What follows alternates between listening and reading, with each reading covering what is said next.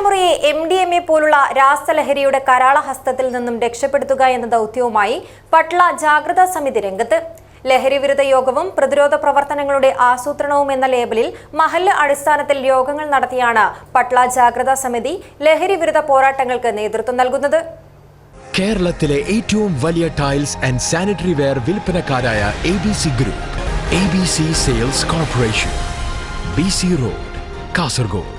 മാരക മയക്കുമരുന്നുകൾ സമൂഹത്തെ കാർന്നു തിന്നുന്ന വർത്തമാനകാലത്ത് ഇതിനെതിരെ ശക്തമായ പ്രതിരോധ പ്രവർത്തനങ്ങളാണ് പട്ള ജാഗ്രതാ സമിതി നടത്തിവരുന്നത്.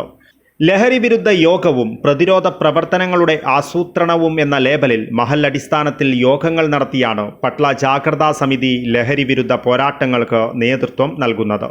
പട്ള സെന്ററിൽ നടന്ന യോഗത്തിൽ retired DYSP P. Abdul Rahim, കുന്നിൽ ജംഗ്ഷനിൽ നടന്ന യോഗത്തിൽ Kasaragod sub inspector officer PK Ramakrishnan, ബൂഡ് മേഖലയിൽ നടന്ന യോഗത്തിൽ Kasaragod DYSP CK Sunilkumar, Kasaragod range officer Nikhil V തുടങ്ങിയ ഉന്നത പോലീസ് ഉദ്യോഗസ്ഥരും നാട്ടിലെ വിവിധ രാഷ്ട്രീയ കക്ഷി നേതാക്കൾ, മഹല്ല് നേതാക്കൾ, മതസംഘടനാ നേതാക്കൾ, മതപണ്ഡിതന്മാർ, അധ്യാപകർ, ക്ലബ്ബ് ഭാരവാഹികൾ, സന്നദ്ധ പ്രവർത്തകർ തുടങ്ങിയവർ പങ്കെടുത്തു.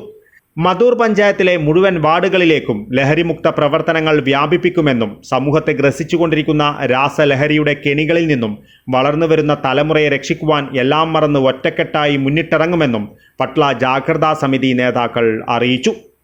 News bureau, Kasaragod.